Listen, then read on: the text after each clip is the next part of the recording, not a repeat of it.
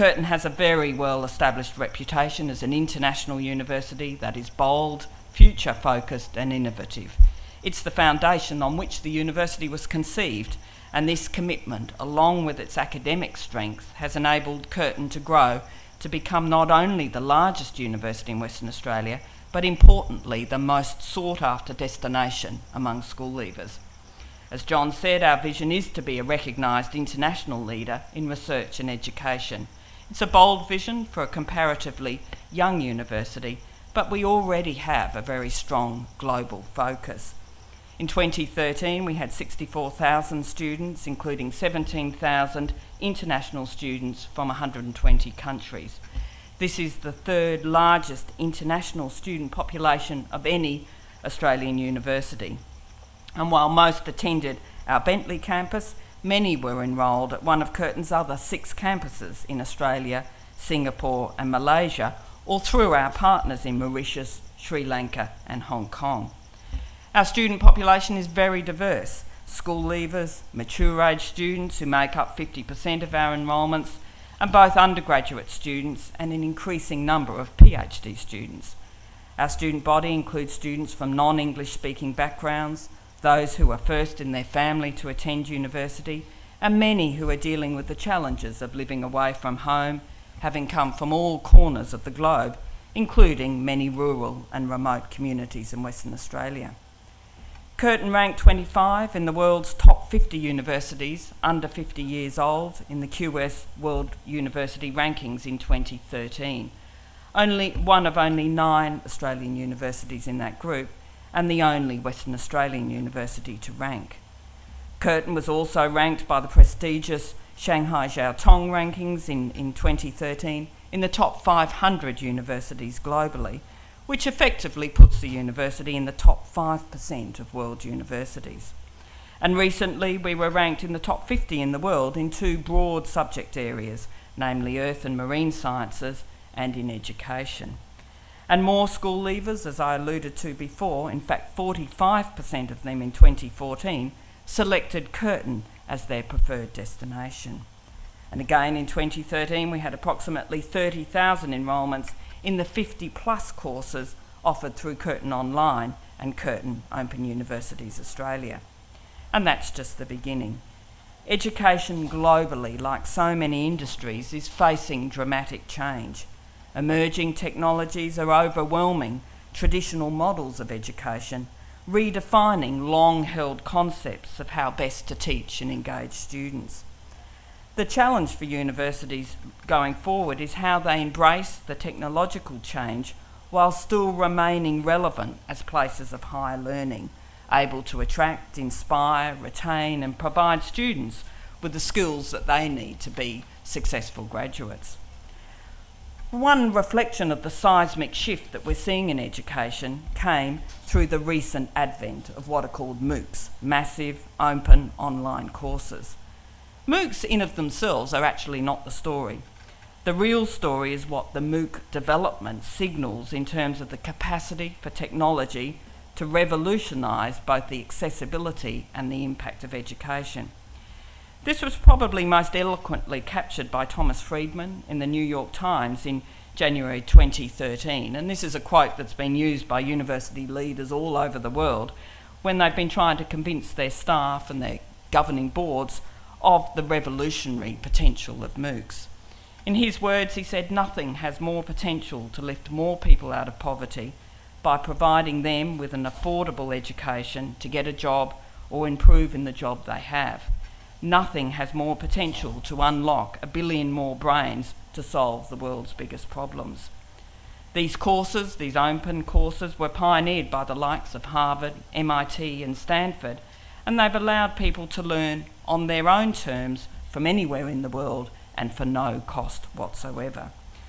And the students have embraced the new opportunities. Within months of the launch, 160,000 students worldwide had signed on for Stanford University's first MOOC in artificial intelligence. The place of MOOCs in higher education is actually now evolving as universities grapple with issues around financial viability, long-term sustainability, assessment and authenticity. So I don't think they're going to be the death knell for higher education that was predicted by some just 2 years ago, but they will certainly impact on the future of learning. Curtin understands only too well the need to experiment with MOOCs, and we launched our first MOOC in 2013 in partnership with OUA, Platform Open to Study, and it was focused on astronomy. We also launched last year our Australia-China Trade MOOC, which is now offered in Chinese as well as in English, and just last week we announced our latest MOOC aimed at education students, teachers and parents, called Participating in the Digital Age. Alongside the capacity of MOOCs to revolutionise access to knowledge and education is the need to engage with the much more complex question of what do MOOCs and technology-enabled learning mean for what happens on campus, the on-campus experience which we're all engaging with this morning. And again, to quote Thomas Friedman in the New York Times, institutions of higher learning must move, as the historian Walter Russell Mead puts it, from a model of time served to a model of stuff learnt. Because increasingly the world doesn't care what you know. Everything is on Google. The world only cares and will only pay for what you can do with what you know. So given this imperative, I was very pleased when I learned about Curtin in more detail late last year and arrived early this year to see that Curtin is absolutely committed to ensuring the value add of the campus experience by focusing on the so-called flipped classroom. Essentially what this means is that if we're going to demonstrate the value add of the campus experience going forward, then we need to change what we do in our classrooms. Instead of focusing on the delivery of knowledge, which was very much how we were all taught, we need to focus on those active strategies that can't be delivered online, having students engage with the core material through collaboration, debate and problem solving. And furthermore, through our industry partnerships, we're seeking to meet graduate outcomes with the changing expectations of employers to ensure that they are absolutely aligned, and incorporating leadership development opportunities and work-integrated learning experiences for all students at Curtin. So universities will turn their attention now to what they do in the classroom if much of the material is delivered online, and there will also be a focus much more, and it's coming back in a sense to what we used to focus on, what happens in the extracurricular, what happens outside the classrooms, what other opportunities do we provide for our students. And if you think about Curtin as a global university, how many of our students have global experiences as part of their time at university? And when I welcome students, I'm always very keen to say welcome to Curtin University, but I'm also pretty keen to say goodbye to you pretty quickly, not as a graduate, but as a student going off and having a global experience, whether it is as a short-term placement, a short-term practicum, or a full semester abroad. So MOOCs and the focus of reconceptualising the on-campus learning environment are two core components of the learning transformation that Jill Downey, who we're going to hear from in a moment, is leading and which is taking place at Curtin University. And it's a very exciting time, and today is about letting people know more about what we're doing.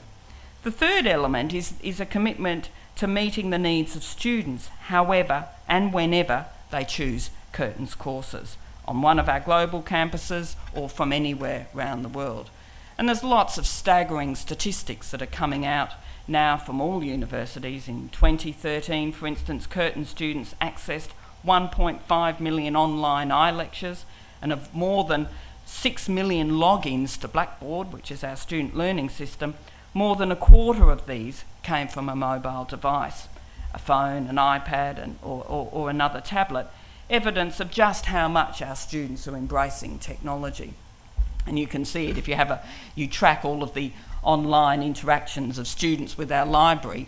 Of course, there's this big peak that seems to happen from 10 p.m. till 2 a.m, and I think that's when students realise that they better get some work done through the day, and you see lots of activity at that time. But just as businesses must meet the expectations of their customers, educational institutions must be focused on the needs and demands of their students. So we are increasingly seeing our library spaces open 24 hours a day, because that's when students want to access the material, much more available online. And that very much is the future of learning at Curtin. In the 1800s, theatre shows and carnivals tricked audiences into believing they were seeing a ghost by using mirrors to reflect a lifelike image from the floor of the stage into the air. Today, we're using an evolution of that same technique in telepresence conferencing, allowing people seemingly to be in 2 or more places at once, anywhere in the world. So high-end video conferencing, 3-dimensional simulations, blended realities will all complement traditional online learning to encourage collaboration and enhance the learning experience for all of our students. By 2017, we plan to engage 1 million learners globally, all accessing a high-quality, innovative learning experience through Curtin University. So it's that commitment to embracing creativity, innovation and the potential of technology that will ensure that we meet our goal of being a recognised international leader in education. And I look forward to working with everyone here to implement that vision. Thank you very much.